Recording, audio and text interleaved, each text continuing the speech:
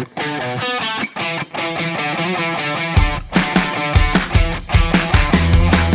today's podcast, I'm pleased to be joined by the owner of the GG's betting website, somebody heavily involved in the horse racing world these days, Matt Bisogno. Welcome to the pod, Matt. How are you? Hi, Pete. Thanks for having me. I'm very well, thank you. That's good. Well, thanks for coming on.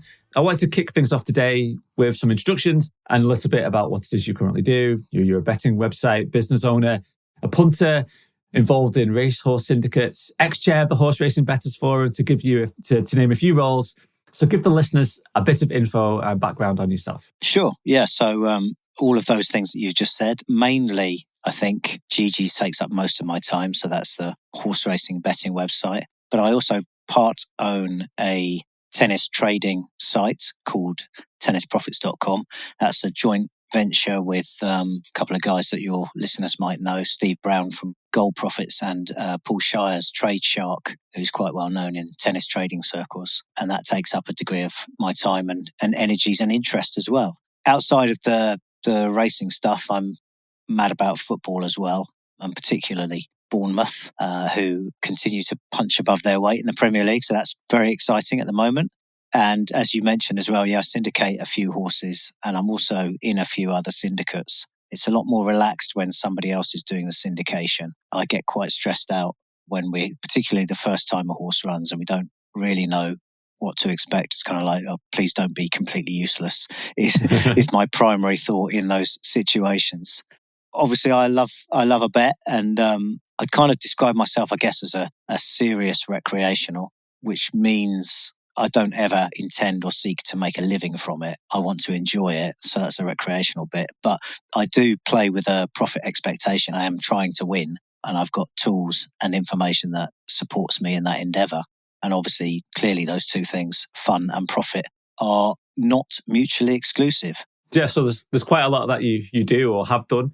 So we'll go into all of these bits and pieces and explore the syndication and work at GG's. But first of all, what got you into betting? I understand you worked in, is it IT or banking for a while? And then obviously took a jump at some point into full-time work in this world. Talk me through, your introduction to actually working in betting. Yeah, so my interest in having a bet on racing started slightly before the legal age for going in betting shops.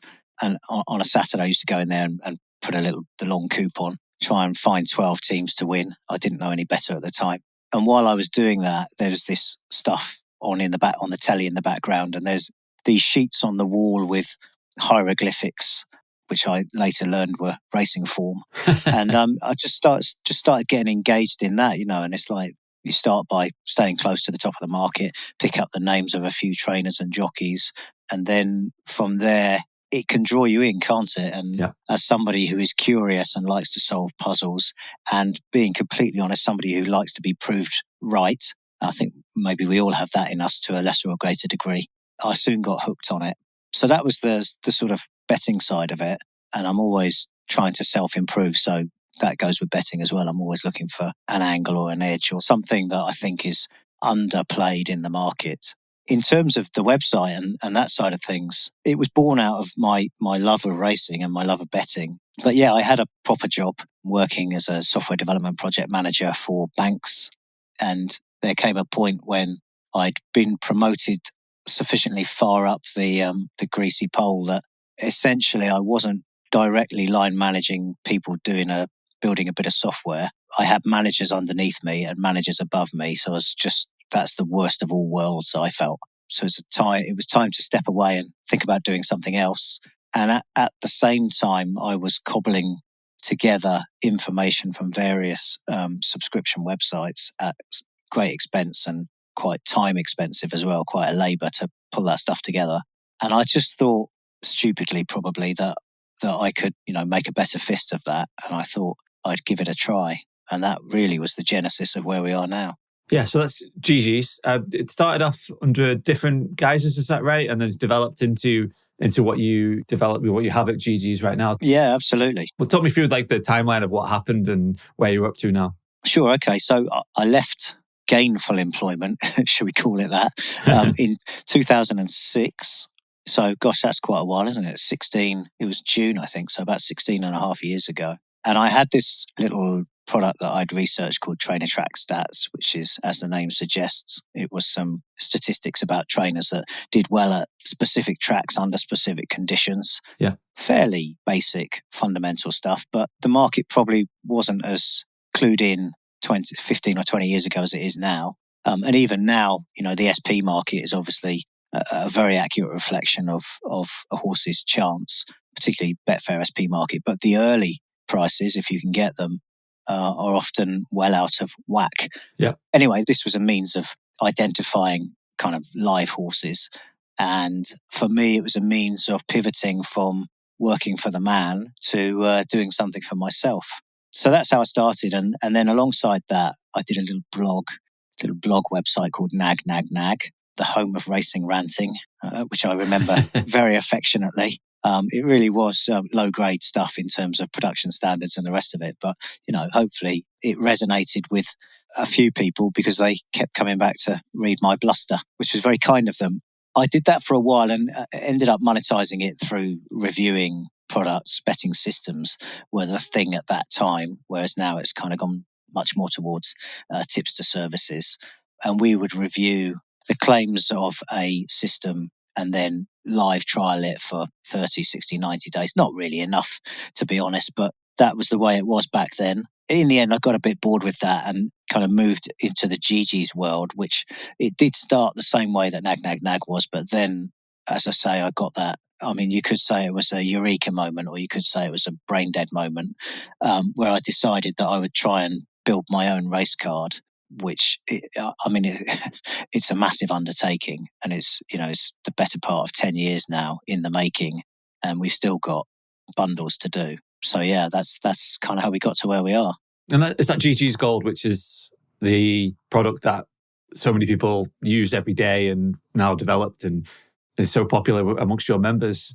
It's obviously taking on some of the big guys there, whether it be the Racing Post, Timeform. You must have spotted a gap in the market, something that they're not doing. And, obviously your love of racing and love of betting. And was it something like that? You spotted a gap in the market and from your own personal perspective, and you wanted to think, well, even if I just develop it just for myself. I mean, a bit of both. To be honest, I wasn't commercially savvy enough to say that I'd specifically or to be aware at that time that I'd spotted a gap in the market. I was dragging this information to get together from various places, which was costing me money and time. And so I suppose that was the gap in the market. Yeah. In terms of competing with the big guys, they operate on a much broader scale. They are funded and resourced much large companies. They've got venture capital behind them, or they've got the likes of Sky Sports behind them.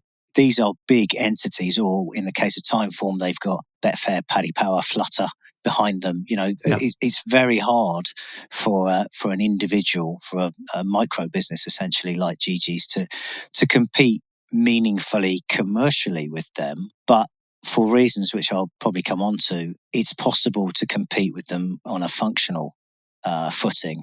And that again speaks to the gap in the market element. So I feel like some of the major mainstream racing publishers, race card publishers, they're getting money from bookmaker revenue share. So they're calling it a free race card, but we all know there's nothing, there's no such thing as free. No. It's just being monetized in a different way.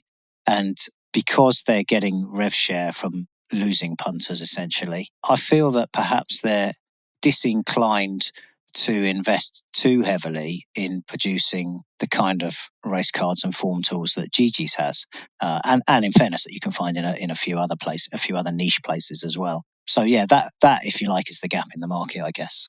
Yeah, it's the same across many different sports and areas of the betting world. There's a certain audience that only wants perhaps a more simplistic approach and maybe don't quite understand the mechanisms of how the betting industry works. But talk to me about some of the tools and the advantages of using GG's Gold over using some of these, like say the Racing Post, the Timeforms. Yeah, sure.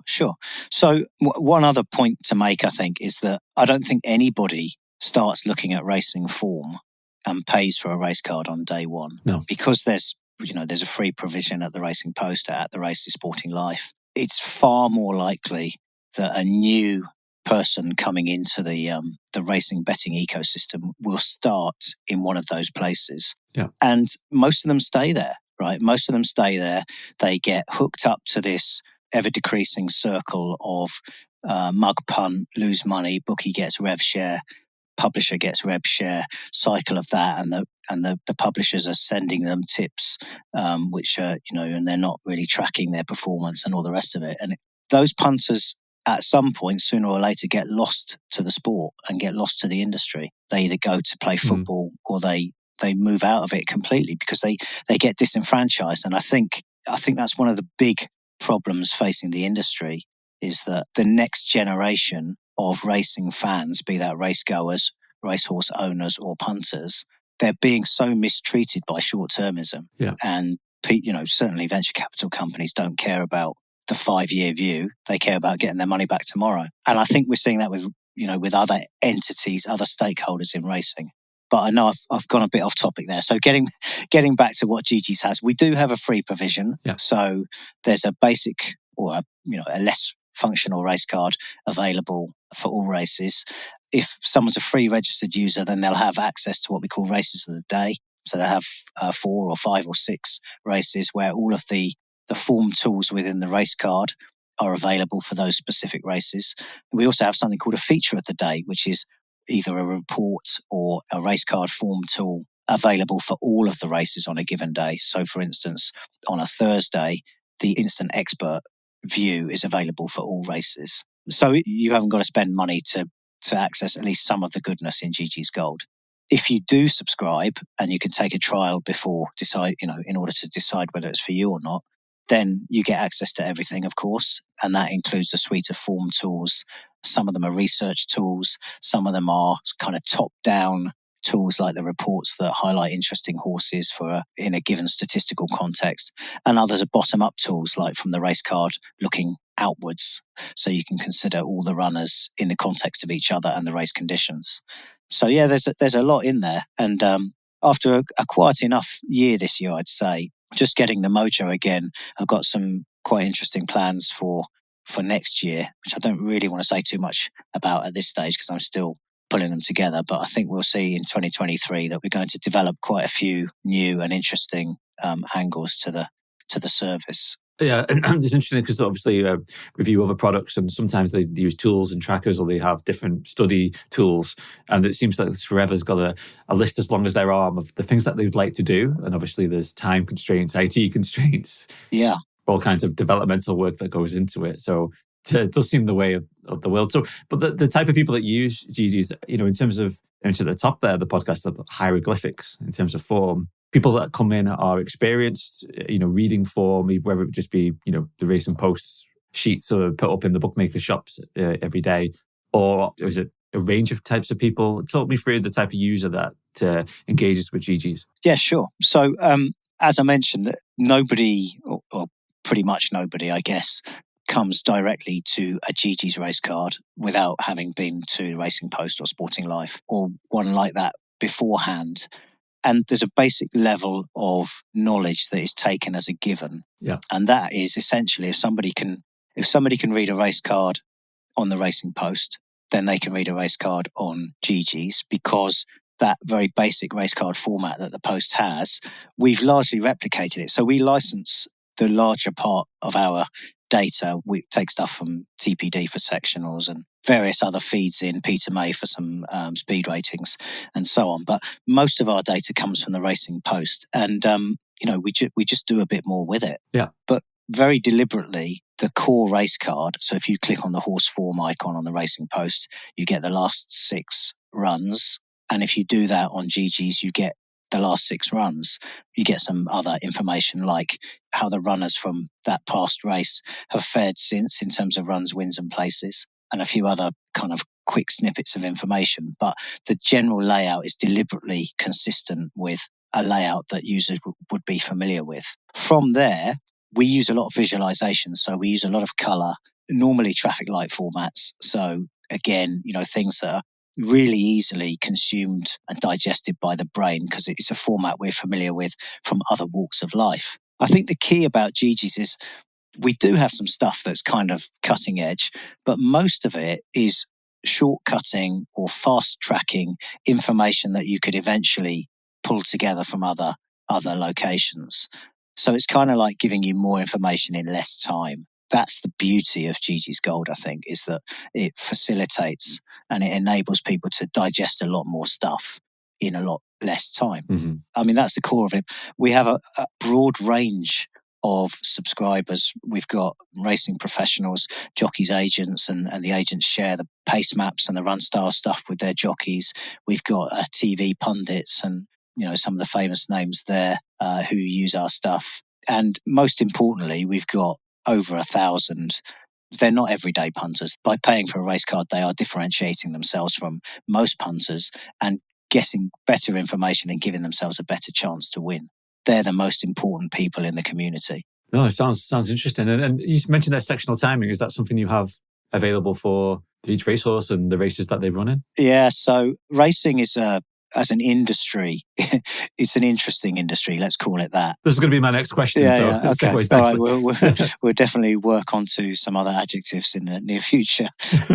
As with most things in racing, there isn't a single owner for sectional timing, and the ownership is kind of halved, if you like, in terms of the number of races, at least, based on the kind of TV channels. So Racing TV, which is owned by the Racecourse Media Group, RMG, they have a sectional timing aggregator called Course Track. And then the At the Races tracks have a sectional timing provider called TPD, or in fact, GMAX Equine are the aggregators and TPD are the publishers. TPD also publish the Longines data from Ascot, and the beauty of that is that they produce it in the same format.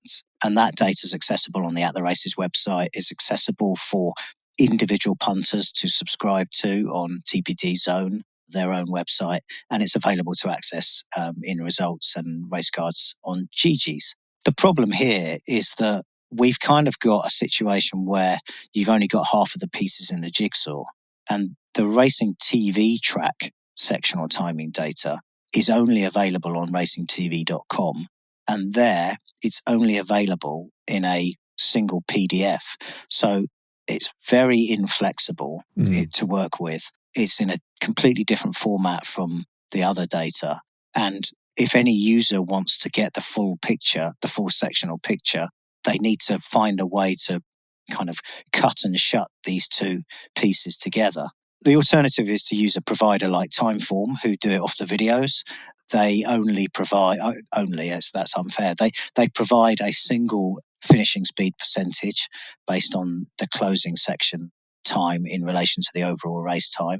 They are hamstrung by TV pictures and the location of furlong poles and other vaguely reliable markers. I mean, it's all just a mess. It should be a lot more straightforward. And frankly, having been involved in the discussions both through HBF and subsequently as a commercial entity trying to license this data, this should have been sorted out 3 years ago. It's a great embarrassment, and it's emblematic of some of the poor practices that go on in terms of management across racing, in my opinion. I'm getting really pretty frustrated with it now.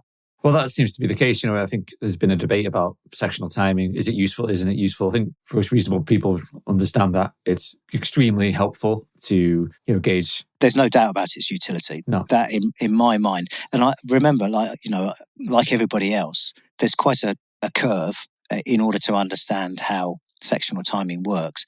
But you're basically saying, did the horse run efficiently? Did it use its energy efficiently? And if it didn't, to what degree didn't it? Because that's how much it could potentially run better next time. It's a simple proposition when couched like that, but we need all the data to evidence that. A good example was Bayside Boy, who won the QE2 stakes at 33-1 the other day. He had run similarly fast late on his previous race at Ascot, at Royal Ascot, and advertised himself as a lot better than the bare form there. And of course, because sectional data is not really at the forefront of people's betting approach, he was allowed to go off at a huge price. So there's no doubt to me, and particularly actually coming into the all-weather season now, this is a great time to engage with sectional timing data for a couple of reasons. First of all, they don't move the rails on the all-weather tracks. The going is pretty consistent. It's the same pool of horses. And importantly, many of the tracks are covered by TPD, the data set that is available to mess around with in a slightly more considered way. So, yeah, I'm a big fan of sectionals, big fan of the way TPD do it. And I hope that we can get this sorted soon so that we've got the whole picture. And then people will engage with it. You know, asking people to do the jigsaw puzzle when there's only half the pieces, they're just not going to do that. Yeah, well, I was listening to Mark Holder and Angelari talk about sectional timers in their recent podcast. I don't know if you heard it. It's a really good listen for somebody who's not used it or not familiar with, or understand the concept, but actually in practice. And I think they both keep their own times. You know, they have their own ways of judging it. And obviously, they view it in context of the race and the speed and the types of horses within it. But it's interesting to get your take on the reason it's not, been the general consciousness. And that seems to speak to, obviously, you talked about the frustrations with the racing industry. You were the chair of the Horse Racing Bettors Forum. I know it was a few years ago now. Was that generally your experience of trying to impact and affect change when it comes to the horse racing industry, whether it be your stakeholders or bookmakers or even some of the media organizations? Was it banging your head against a brick wall sometimes? Yeah, I think there isn't a single emotion when I look back on that time.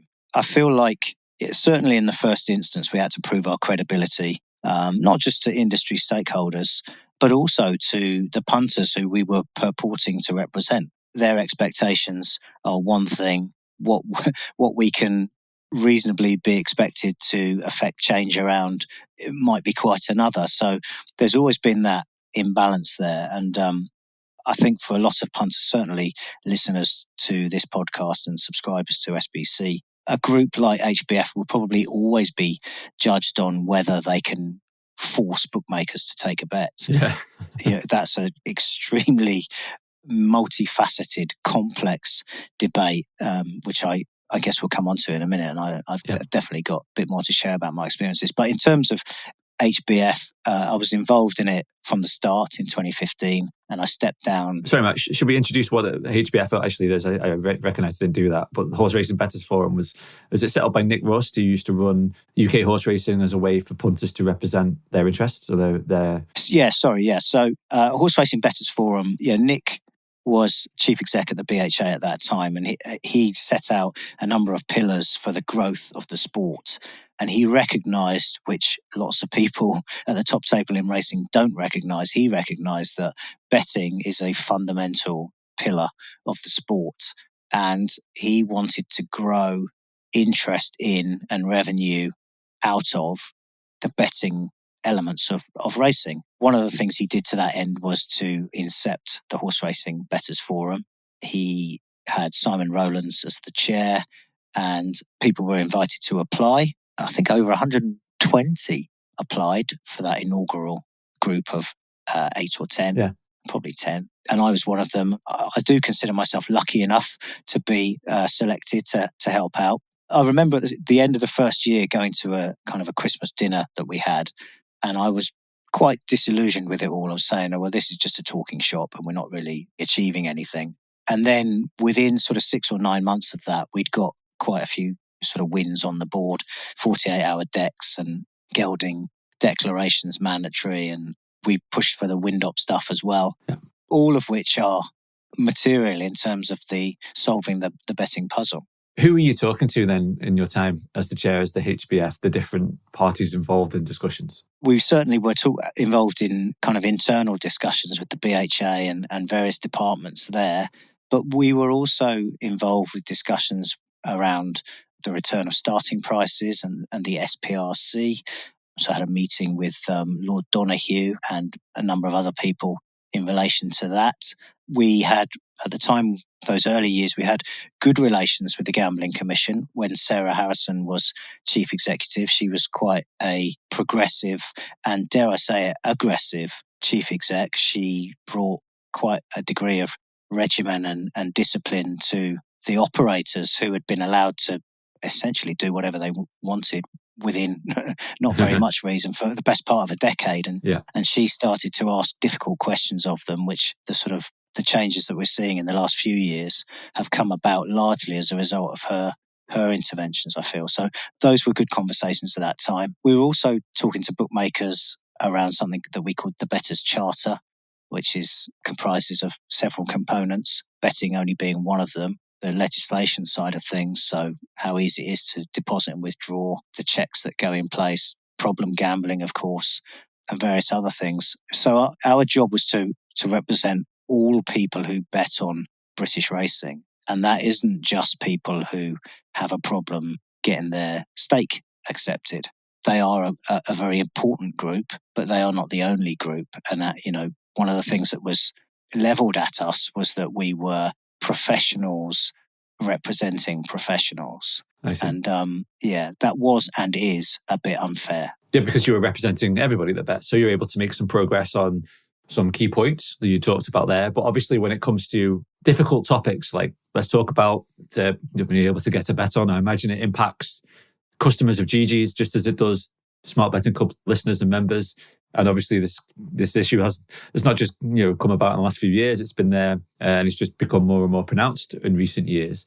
But what was the appetite, or was there any appetite to engage in discussions when it comes to, okay, this can't continue, we can't keep restricting customers. We're probably losing and we're cutting out or stake restricting people who actually could be profitable customers for us. Let's have a fresh look at this. Let's try something different. Was there any appetite for that? Or was it very much like, sometimes you try and engage with it and they say, well, anyone that wins is just an arbor, or they deny it goes on, or they try and diminish and demean the number of people that are impacted. What was the response from talking with bookmakers about this particular problem? Yeah, the response, there was a broad church of responses, as you might expect. Some just didn't want to engage with us at any level, not even to tell us no thanks. Others were much more receptive to the idea, and I'd like to particularly reference BetVictor and Sky Bet, and to a lesser degree, Paddy Betfair, because not only did they engage with us, but they actually offered a minimum bet liability provision. And before they did that, they flagged certain reservations that they had about what might happen. And unfortunately, they were largely proved accurate in their reservations, somewhat came to pass. I think there's a bit of a problem with some people basically wanting to have their cake and eat it, wanting to get whatever stake they want matched within reason, but also wanting to retain concessions like best odds guaranteed or whatever they're able to get. I think it's reasonable to choose one or other of those and not expect both. So I actually went over to Gibraltar whilst I was chair to speak with the guys at Victor, and they showed me a lot of the challenges that they were facing in the trading rooms, very real challenges, not made up. And equally, they agreed entirely that some of the restriction algorithms are too sensitive.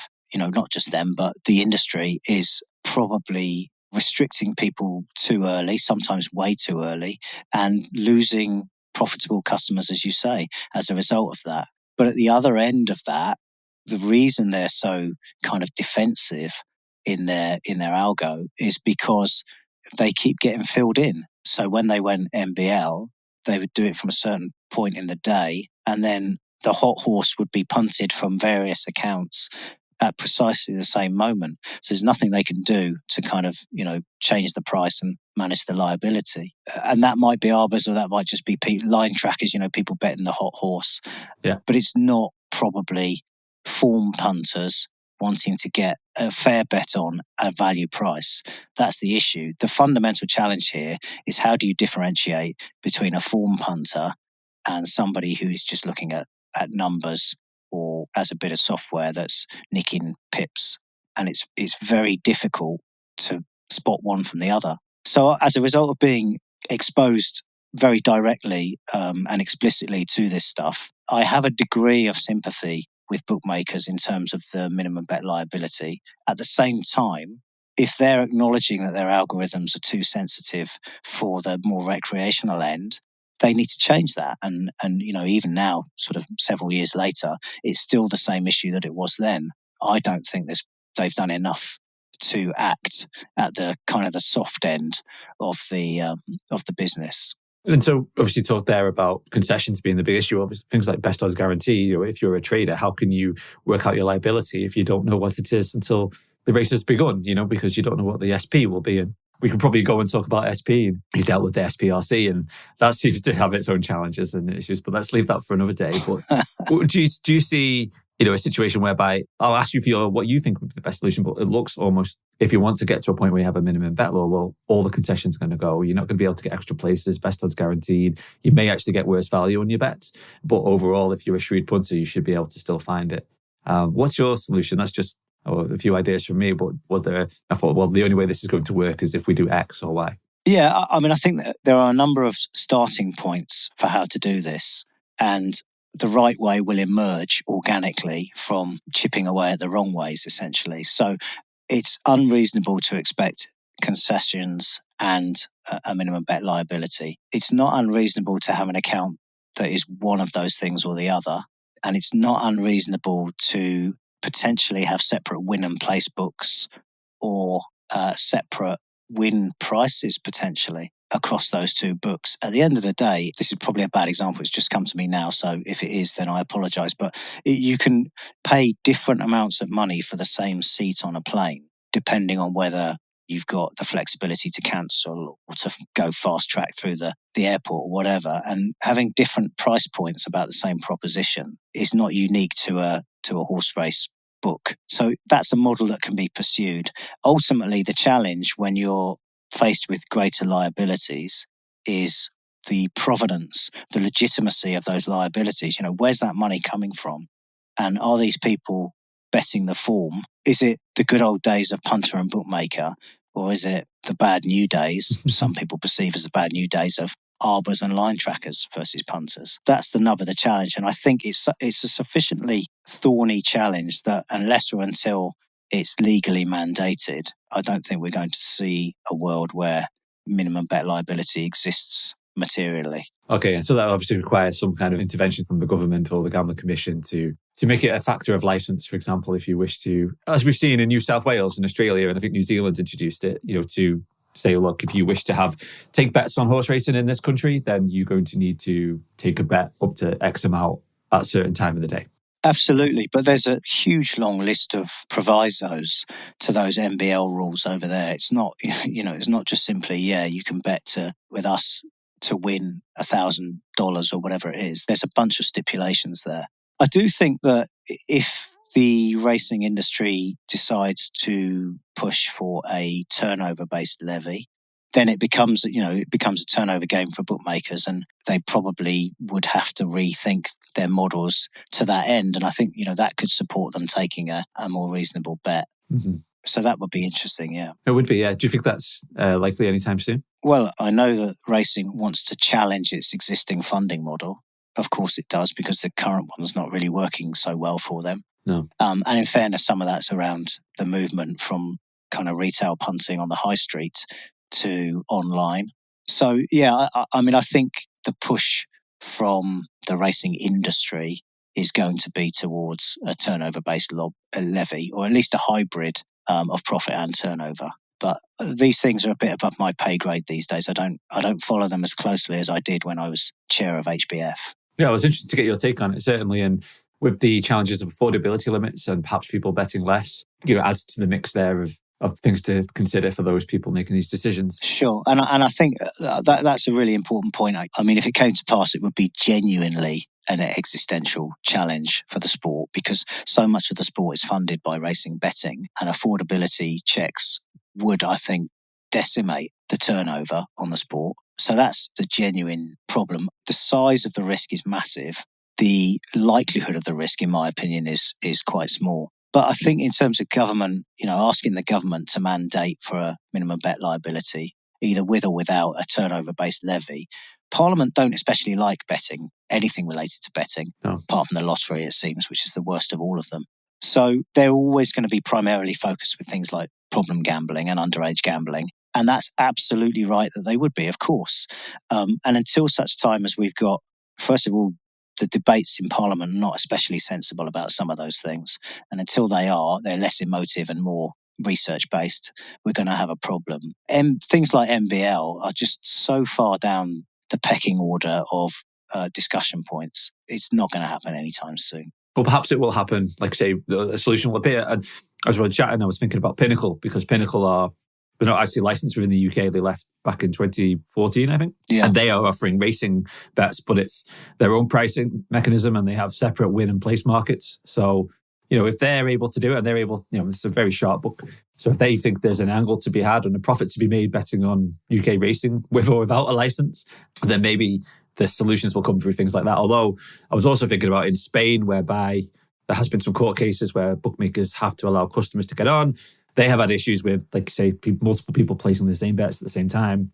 So there is a balance to be had. Yeah. Operationally, it's really difficult. The people I spoke to were very receptive to the idea of trying to be a bit fairer in terms of laying a bet. But every time they put their head above the parapet, they got shot at, and there's lots of people whose business it is to identify the loophole and to plunder it. And, fair play to them up to a point, but they're making it much harder for people who genuinely want to punt horses. So talking about punting horses, one of the questions I did have is, in the horse racing world, it's so reliant upon betting. And you talked about that existential crisis if there's affordability limits put in. But there seems to be an avoidance of talking about betting when it comes to horse racing. Almost scared to talk about it, perhaps because of the other topics that are associated with it at the moment and the negative stories we get in the press. Would you like to see that change? Obviously, running GGs, I imagine you do, but it seems strange, doesn't it? It's perverse almost why there's this lack of appetite for talking about betting, whether it be on betting TV shows or ITV racing or whatever it might be,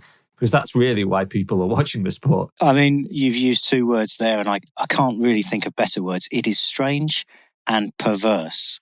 This is a sport that is funded by two groups of people, by owners and by punters. And in terms of engaging with the sport, it's easier for the sport to attract a punter than it is to attract an owner, but, by such a massive degree. And yet the focus is, it's not wrong for the sport to focus on trying to attract new owners, but it is wrong to do that almost exclusively to the exclusion of trying to attract new punters. And the way we attract new punters is by making the puzzle engaging. Horse racing is always going to be about the horse, right? So why do people bet on horse racing rather than football, for instance, or tennis or golf? For very specific reasons. Maybe because there's a race every 10 minutes. Maybe because the adrenaline rush is, a very brief period of time. It's a minute or 2 minutes compared to 90 minutes. There are specific reasons why people bet horses rather than other things. And one of them is the depth of the puzzle, like the different ways that you can approach it. It's deeply multifaceted. And we should be embracing a data revolution, as we've seen in other sports. Look at F1, look at football. We'll look at absolutely any sport apart from racing, and they are improving and enhancing their data provision as a means of engaging their customers, whether that's just in the sport specifically or in the betting side of it. The two are intrinsically linked.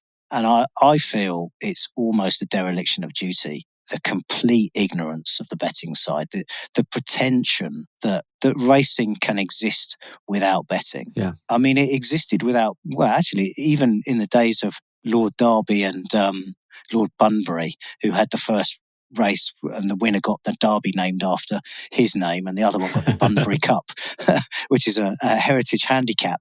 But even then, they were betting on the outcome of that. Without betting, racing doesn't exist. And we need to embrace that fundamental truth and work away from it. And I get quite disheartened by the fact that the amount of power that racecourses have and the amount of the kind of commensurate amount of disregard that group has for the betting aspects of the sport. Because without the betting, they don't get their funding either. In my opinion, they're being a little disingenuous in not accepting the whole ecosystem, and betting is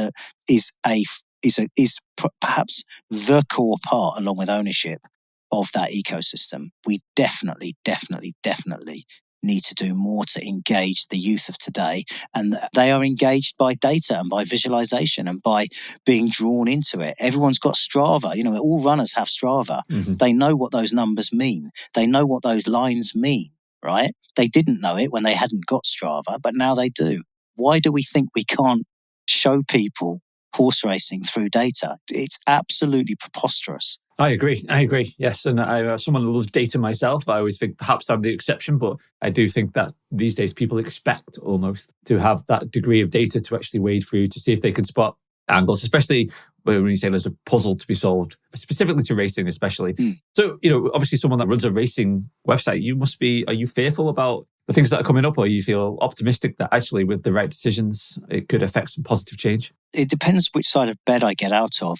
Based on what I've just said, you'd think I was fearful for the future. And on that basis, I kind of am. I think other things have happened, like the death of some of the major racehorse owners, including the Queen. We really cannot underplay her importance to the sport in terms of things like the social license that we have, because people are increasingly urbanized and don't really understand horses as working animals. They only understand them as pets. Some people have very flexible morality codes about what you can and can't do with animals, like eat them or wear them and all the rest of it. So putting that aside, I think racing does have challenges like its social license. It has challenges around funding. It has challenges around whether the volume of race courses and trainers, the volume of players is too great for a sport that can't quite sustain it. And the volume of races is a big factor there as well. But if that's the negative, then on the positive side, I think we're very much at a crossroads now. We've got to such a point with it that people, and I'm going to call them out again, the race courses, they're seeing people voting with their feet in not going racing. And it's starting to cause some concerns to them. That racing is built on self-interest. That's a problem. It doesn't have strong enough leadership. That's a problem. That's not because the leadership can't be strong. It's because the way the tripartite agreement is set up doesn't allow them to be. That's a really big problem that they're hopefully working on at the moment. But like I say, this is a point in time where pretty much everyone around that table recognizes that things have to change, that we have to get better, that we have to try some different stuff, because if we keep doing what we've been doing, we're going to see this degeneration continue. So yeah, in that regard, I'm hopeful. And I know that actually, although I've dug a few people out during the course of this chat, there are some very good people and some very well-intentioned people as well involved in the discussions. And I really hope that they are allowed to have the platform to bring about positive change, because, this sport could be a massive growth sport, and it really could be an exciting thing that people want to engage with on their weekends in a way that we're not seeing at the moment. That would be a fantastic outcome, and it's not impossible by any stretch.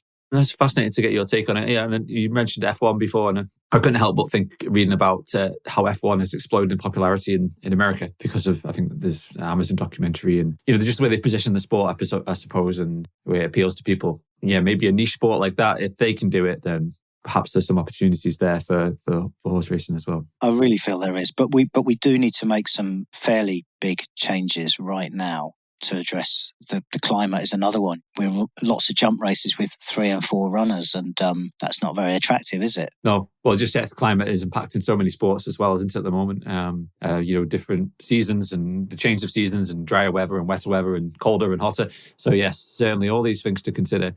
And it requires some deft management to get through. Yeah. Thank you for joining me today, Matt. I'm sorry I haven't got on to talk about your horse racing syndication, and perhaps you can give me a horse or two to follow that you own at the moment that you see some promise in. Oh, wow. Okay. Well, yeah, I'd like to keep that to myself, but no, not really. No, there are no secrets. We have a mare that we actually bought as a yearling, and she's 6 now. We've always thought a lot of her. She won a listed bumper early in her career, and then she's had a couple of seasons where she hasn't quite lived up to the early promise we kind of hoped for. I think this could be her season. I did say that last year, but she's called Coquelicot, and that's spelled Coquelicot, Coquelicot. And she's trained by Anthony Honeyball. She's a nice mare, really nice mare. And I'd be very hopeful that she would win first or second time out this season. Okay, we'll keep an eye on that, Coquelicot. All right, I've made a note of that one. I'll put it in my race tracker and check out when it runs next. Well, thank you. I wish you well with that, and wish well with all your horses. And thank you. Obviously, for those people interested in Gigi's, finding out more, what is it, ggs.co.uk? Yeah, ggs.co.uk. Just go to the website. There's press the buttons, go to the menu items, have a play around with what you can look at immediately. And then if you're interested, if you register a free account, you can do that from the top menu. As I say, you'll get those races and features of the day. If you want to know more, again, then sign up for a trial. It's £1 for 30 days. And have a look at it, see what you think. Yeah, but absolutely. You're too modest to say as well, Matt, but GG's has won best betting website. I think it didn't win it this year because it was pipped by Odds Checker. Yeah, that's right. Yeah. But we did win the best betting data resource this year. So we're very pleased to win the inaugural renewal of that. And actually, what I should have said, which I haven't, is thank you very much for the support of SBC subscribers, readers, and listeners who have been, very kind and appreciative of GG's down the years. Oh, it's my pleasure, because I always look to sync up with sites which are doing something positive for the punter trade, whether they inform and educate them, give them information that's not just Robbie Savage or Michael Owen telling you free odds-on favourites to go and back on the football this weekend for Bet Victor or whoever. People want some depth, they want some detail, and they want some things that are actually well resourced and they can give them an edge. Absolutely. Just one other thing on that very quickly is that all of the editorial on GG's is free, free to view. Just go and click on a post and read it. And we have some great writers who think very deeply about and importantly back up their thoughts with statistical evidence and present it in I think a compelling way. So if you're into racing, definitely have a look at some of that stuff. And I'm sure you'll hopefully enjoy it and learn something along the way as well that you can put to use in your own betting. Yeah, I'm sure they can. I thoroughly recommend it. And so if this, our discussion today and on GG's interests you, then please do go check out. I wish you all the very best with the website. I wish you the very best with your horses this season, Matt, and obviously the best to the cherries. Thanks, Pete. Brilliant. Yeah, up the cherries. Up the cherries. Thanks a lot, Pete. Thanks for having me on. Thank you, Matt.